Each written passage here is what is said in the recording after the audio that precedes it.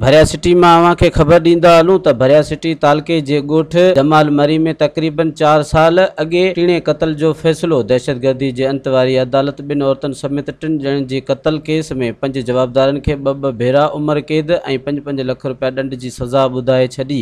अदालत जवाबदार अली शेर मरी, रहमतुल्लाह मरी, गुलाम नबी इनायत मरी ऐं अली हसन मरी खे भी 2 भेरा उम्र कैद ऐं 5-5 लख रुपया ॾंड जी सज़ा ॿुधाए छॾी। अदालत जो जवाबदार गुलाम नबी मरी खे गैर कानूनी हथियार जे कलम में 7 साल कैद ऐं 20,000 रुपया ॾंड जी सज़ा ॿुधाए छॾी है। याद रहे त जवाबदार 2018 में 2 औरतुनि मसमात कूंज मरी, मसमात बेगम मरी ऐं नूर अहमद मरी खे छुरियुनि सां कोई बेदर्दी सां क़त्ल करे छॾियो, जंहिं बाद अहिड़े वाक़े जो केस भरिया रोड थाणे ते दाख़िल कयो वियो। मज़ीद ख़बरनि ऐं तफ़सीलात लाइ विज़िट कयो असांजी वेबसाइट www.awamiNewsHD.com ऐं ॾिसंदा रहो अवामी न्यूज़ HD।